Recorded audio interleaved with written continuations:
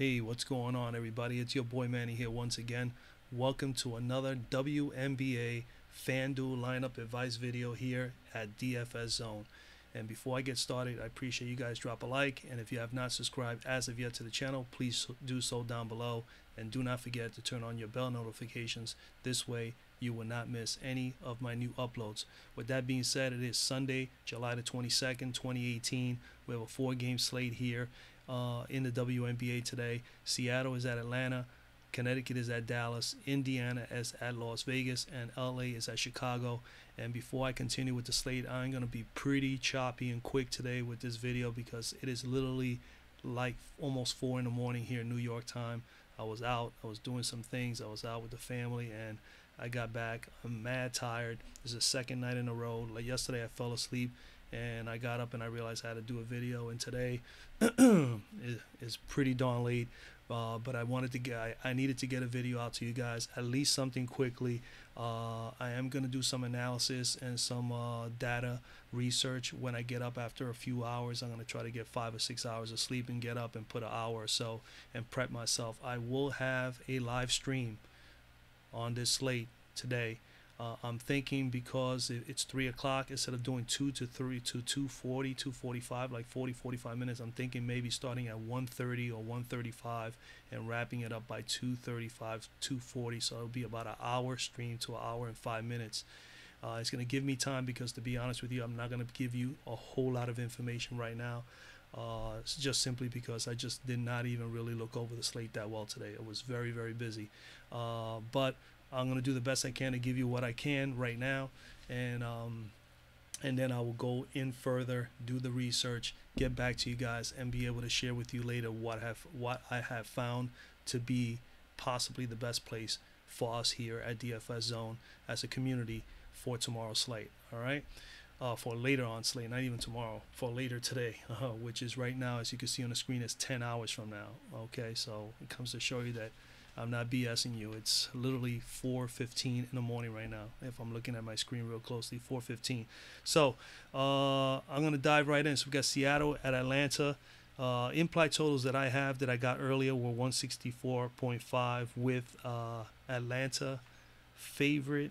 Is it Atlanta? No, sorry, Seattle favorite on the road by 1. Seattle is coming in 18-6. They are 4-1 over the course of the last 5 games and 2-1 away from home during the course of this 5-game road trip. These teams have played twice already this year. Forgot to mention that Seattle did win 95-86 the last game out. The first game of the season, Atlanta pulled that one out 67-64. Atlanta's coming in 14-9. They are second. This is the battle of the 2 top teams in the WNBA right now. Atlanta is red hot right now, winning pretty much 5 in a row. Winning pretty much 6 in a row, I think, and winning 7 of 8 or 8 of 9. But I like to go with the 5 games, so they're 5-0 on my record list, 5 in a row. They're 8-3 at home, and then during the course of those 5 games, they have played 3 games in Atlanta, and they won all 3 of those games. During the course of that streak, they've also have beaten Washington twice, Phoenix once, Connecticut once, New York, and Indy. So they have faced 4 decent quality teams in Connecticut, Phoenix, and Washington twice that are all playoff bound teams. So they're playing very, very well right now. All right, going into the team stats into this game, Atlanta is 10th in scoring at 79 points per game. They're 3rd in pace, 82 possessions per game. They're last in field goal percentage at 41%. They're last in three-point percentage at 30%. They're 3rd in rebounding at 36.5 rebounds per game, 10th in assists, 3rd in steals, 2nd in blocks with 5 blocks a game. The percentage points from 2, they're 6th in the league at 58.3%. Percentage points from 3, they're 11th at 20.5%. On the defense side of the ball, points per game given up to guards, they're 4th, giving up 31.4 points per game to guards, and they're 8th in the league in points per game given up to forwards and centers at 50.2 points per game. On the other side of the ball, Seattle, they are one of the top scoring teams in the league. They are 2nd in the league in scoring at 87.3 points per game. They are 7th in pace with 80 possessions per game.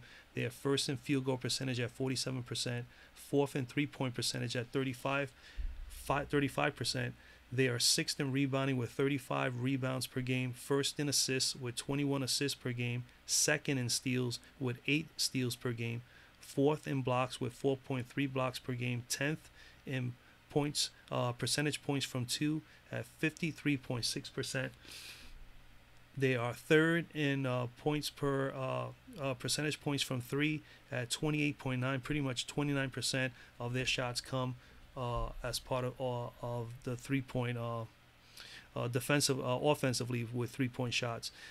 Defensively, points per game given up to forwards, they're third in the league in allowing only 29.8, so you can round that off to about 30 points per game to guards, and they're third in defending against forwards and centers at 47.3 points per game.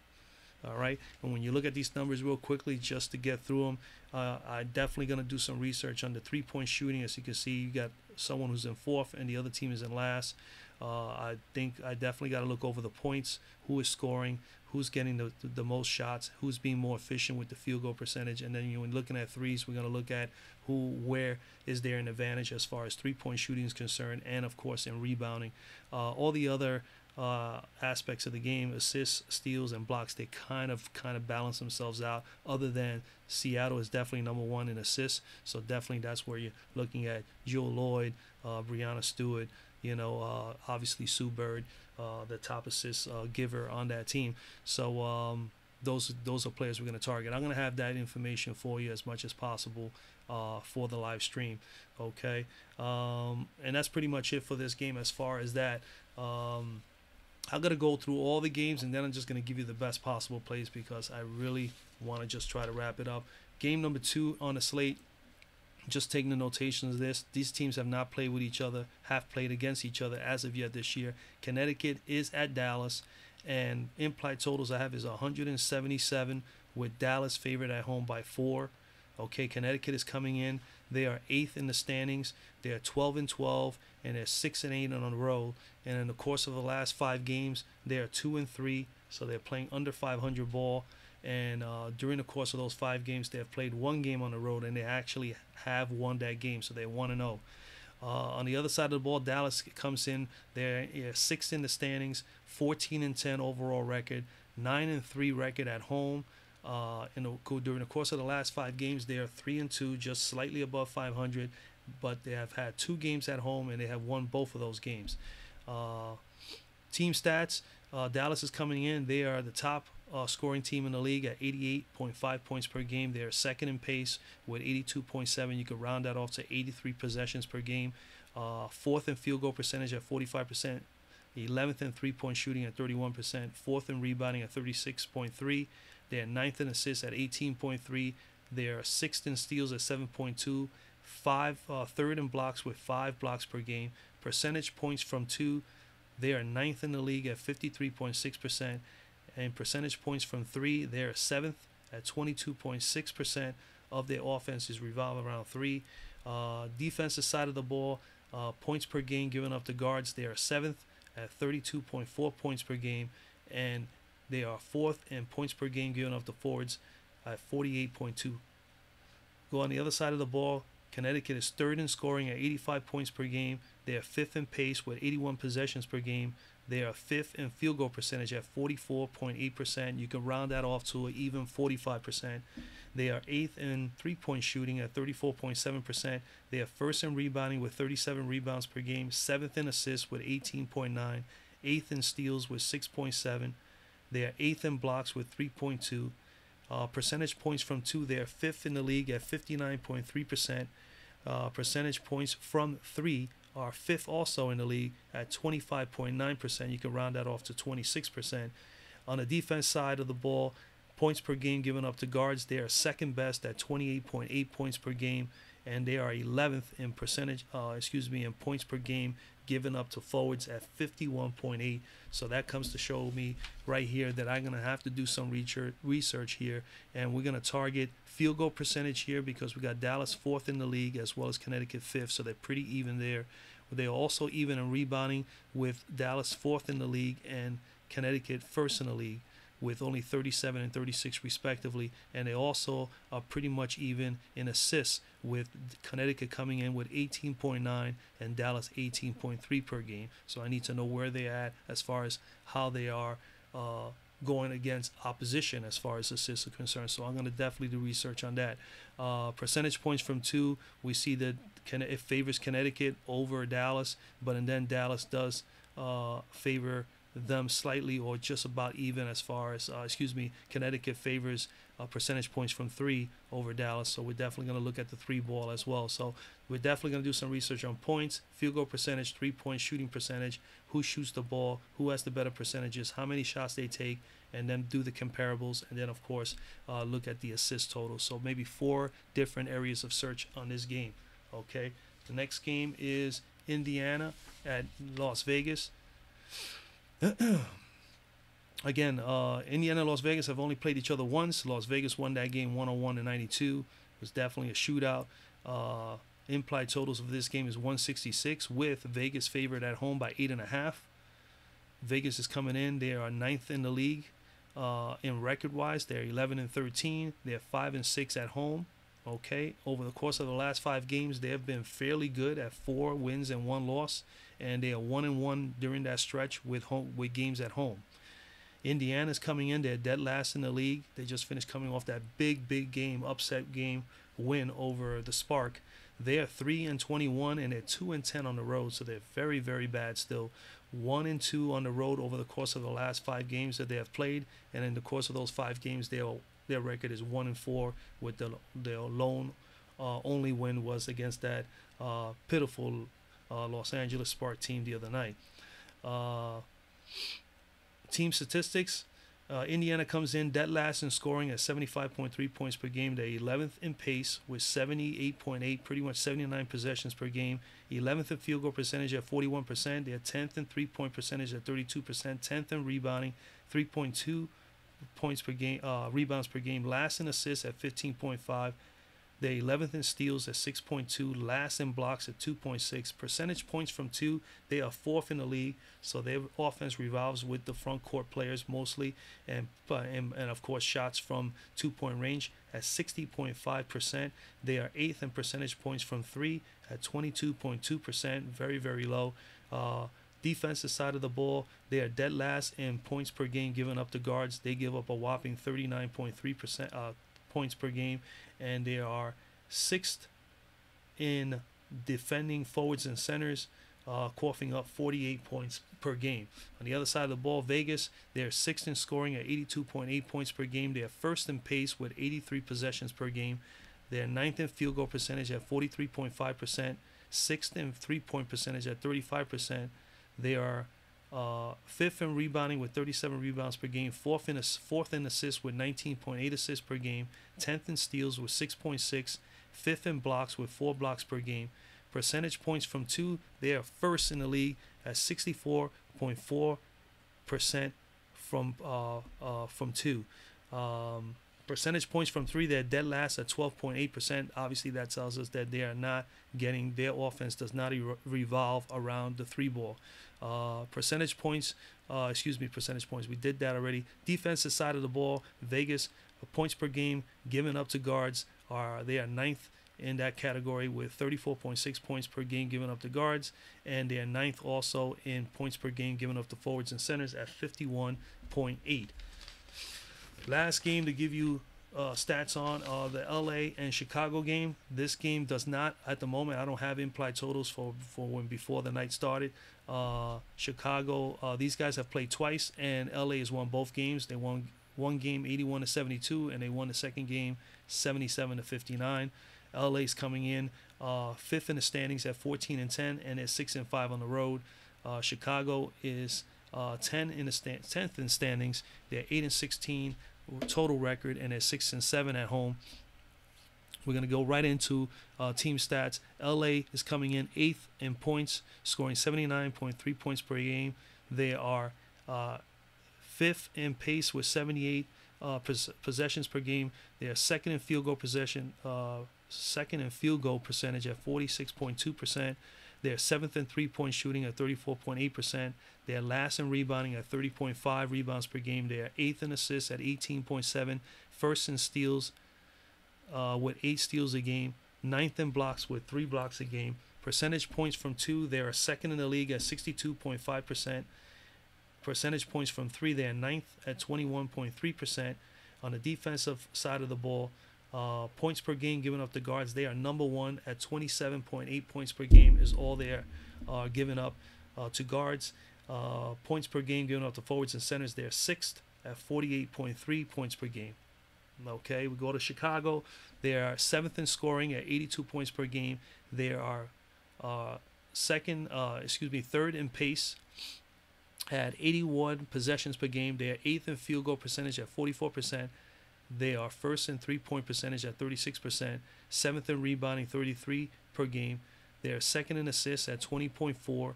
9th in steals at 6.6 per game. 7th in blocks with 3.8 blocks per game. Percentage points from 2 are 8th at 55.5%.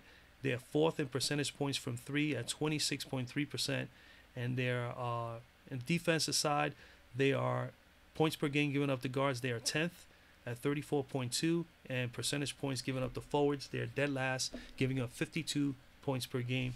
All right, when I look at this game, automatically I'm looking at field goal percentage that I'm going to have to do some work on. I'm going to check to see points as well. Okay, so we're going to check points, field goal percentage, three-point shooting. All right, with Chicago being number 1 and LA being in the middle of the pack. Definitely want to take a look at that and see if there's any advantages for Chicago, who is first. Rebounding, definitely there's an advantage for Chicago. They're 7th with 33 per game, pretty much almost 33.5, while LA is averaging 30.5. So that's 3 rebound difference there. Definitely got to look at that. And then, of course, the assist totals maybe slightly. I do want to take a look more further at the percentage points from 2. LA is very good up front. So we want to make sure field goal percentage, who's taking those shots, how many shots they're taking, how well they're converting them. So I'll be able to break that down and be able to get that information for you. Trying to do this as quickly as I can. I know it's different from when I normally do it, but it's 4:30. I think I've been on here already about 15 minutes, so not too bad. We're going to crunch down the games real quick, but I'm going right to my cruncher, all right, because I already had laid this out temporarily earlier before the night was I was ready to go out. So we're going to just go right through it here. Skylar Diggins Smith in play. As you can see, I got a thumbs up, all right.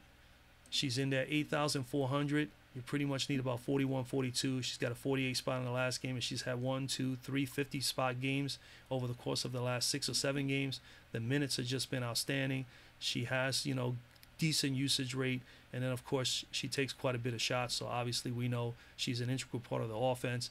So definitely she is in play. It's just a matter of, do you want to pay 8,400 for her? That's what I will be able to tell you a little bit more about later on in the live stream. Again, I'm doing this quickly. It's 4:30 in the morning. I'm very, very tired, and I want to get at least a few hours sleep, but I didn't want to go without at least sending you guys with something to look at until I come back with the live stream. Jewel Lloyd in play. I got 3 thumbs up on her. I like her here. She's facing a 9th ranked defense as far as defending against guards in Atlanta. Out of that particular game, I definitely like Jewel Lloyd the best, other than Sue Bird. But Courtney Vandersloot, Courtney Vandersloot, but Jewel Lloyd and Sue Bird, which is down here, I definitely like here with the teams they're facing. So Jewel Lloyd is 8,000, you need 40, and she's put up 40 here and a 52 and a 51 spot there. Obviously the shots are there. She's averaging 13 to 15 over the course of the last 5 games. The minutes about pretty much the same, anywhere between 31 to as much as 38 minutes. If you can get her for that many minutes on the floor, and she's capable of giving you 50, yeah, she's definitely in play, and of course she's probably played this team. Let's see, Jewel Lloyd, Atlanta, they have played before. All right, let's just take a quick look. I'm trying to do this quickly. I'm sorry, guys. Yeah, they'd split 1-1 each. So you look at here. Let's see. Let's look for that quick game against Seattle. Excuse me, Atlanta. Here, 26 spot against Atlanta. And here, 15 spots. So she didn't have 2 good games against Atlanta, but hey, She is definitely playing a lot better right now. I would not put it past her to get 50. She's been really, really playing well right now. Courtney Vandersloot definitely in play after the performance the other night. You got to ride her a little bit. All right, she's playing the LA Spark. The LA Spark, we don't know what that game will do to them, so we'll see if they're going to bounce back in this game, because we know Chicago had an excellent game, and Courtney was a part of that in their win over Dallas, which was coming in as a very, very strong team, and definitely one of the top teams in the league, and they were able to shut them down and play really, really well throughout the whole 4 quarters. So we'll see what Courtney can do here. Miss Sloot against these guys here, the LA Spark. So a 50 spot in the last game. Other than that, she's been pretty much around value, 33 to as many as 34. The minutes, again, very good. No different than Jewel Lloyd, 30 minutes or better pretty much over the last 4 or 5 games. She takes anywhere between 5 to 12 shots, but her specialty is obviously passing the ball, and as long as she's doing that and she's hitting a few threes, she's going to be all right. So definitely like her there. As far as it is going to be a tough matchup. As we know, LA is the best team guarding defending guards, but I think they have 2 outstanding guards in Vandersloot and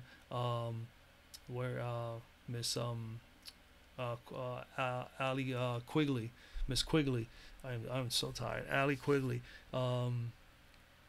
So I feel that they both, either one of them is going to be able to have a good game, but I think Vandersloot is playing so well right now. I think she's definitely the best one that you can consider here. At 7,700, you need 35. You need about 37.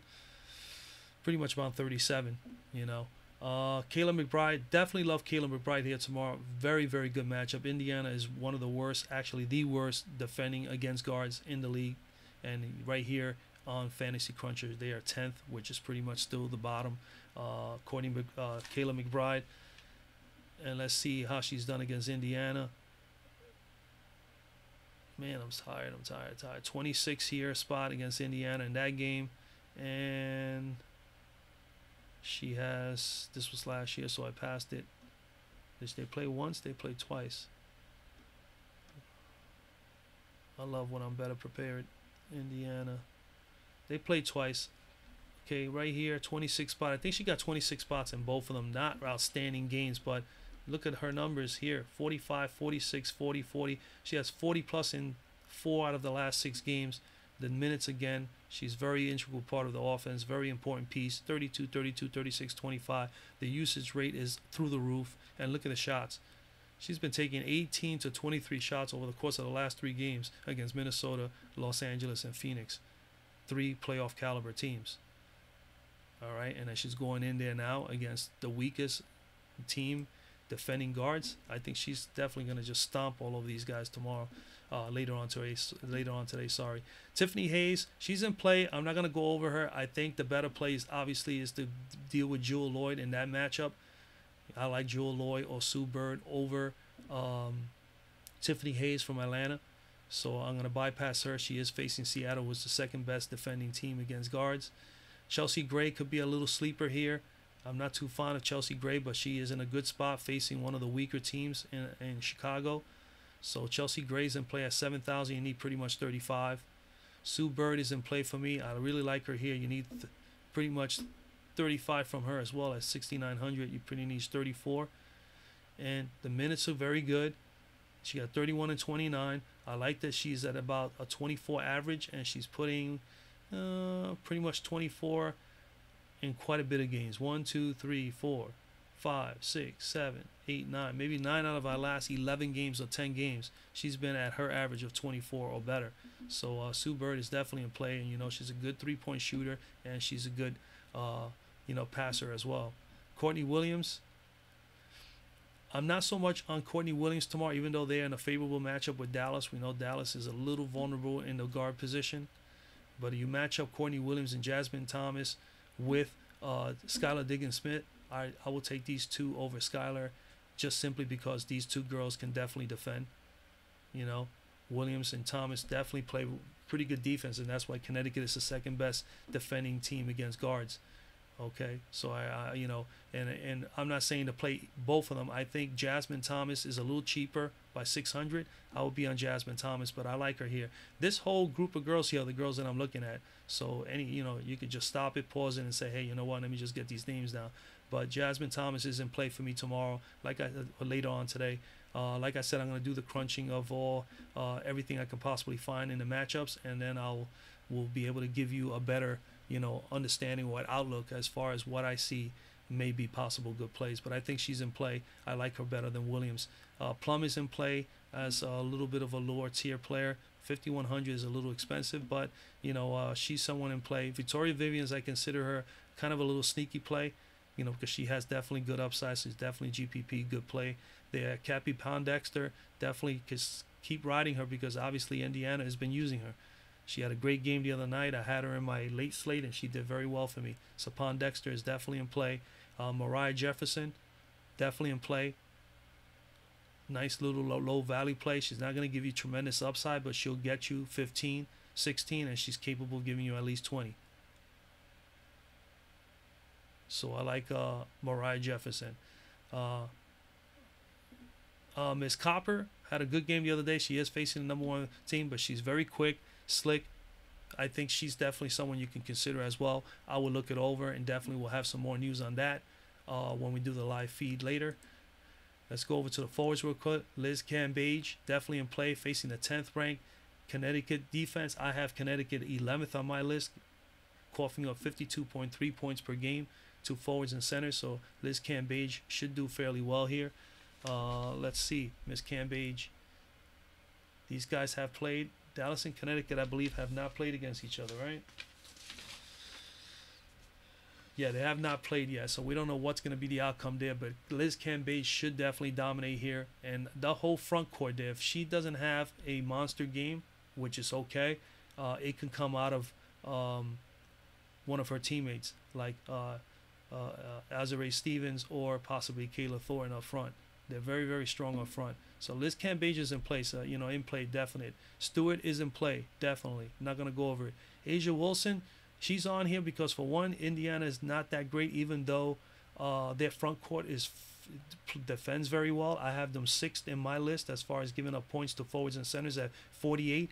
And here on Fantasy Cruncher, they're considered the second best defense as far as fantasy points are concerned. To forwards and centers, but she did have, I think, a 60 spot because I remember seeing the game. And it might be the only, right here, 62.6 fantasy point game here. I think it was an overtime game, 101-92 win, and that had to be an overtime game because Indiana doesn't even get near 92 on a regular basis. They're more of a 70 to 75 point scoring team. They don't have enough offense, but monstrous game for her. 24 shots, hit 16 and 24. I mean, it's just crazy, so just because of that, I definitely feel that she's in play. Not only that, she's been averaging 50 or better pretty much over the last 6 or 7 games. She's done that about 4 times. Candace Parker, definitely another one in play, hands down, against Chicago. Very weak up front, especially with Dawson there. Cheyenne Parker is not going to have a lot that she can do with Candace. The only problem with this game is that Miss Neka Agumake is still she's injured, so she's not going to play, and then Candace is going to have to take the brunt of this work. But then that's where you get Gentel Lavender, who had a great game covering for Miss Agumake the other day. So Gentel Lavender is probably the best value play, but she's probably going to be a little chalky. 3,700 is pretty cheap, so keep an eye on her. But Parker, Angel McCoughtry, definitely in play. Alyssa Thomas, in play. I think that she's in a tough matchup with Dallas. I prefer, in that game between them two, I prefer Shanae Agumake, her teammate, over her in this particular matchup against Dallas. So over here, Jessica Breland, love her. Good spot here with Seattle. Tough matchup. She's going to get up first. She's been playing really, really lights out as of late. Really playing hard. I see Breland having either a great game or a very good game as opposed to McCoughtry, or vice versa. Okay, Elizabeth Williams definitely is in play as well. A little cheaper, but she's not she don't have the same upside that Breland and McCoughtry could bring you by just paying maybe $600 or $700 or $800 more. So I'd rather go that route. Okay, Natasha Howard had a little bummed out game the last game out. I think she'll bounce back here. She'll get up for this game against Atlanta. Obviously, this is the battle for first place. I mean, well, Seattle's in first place. Even if they lose, they'll still be in first. But this is number 1 versus number 2, so she'll get up for that game.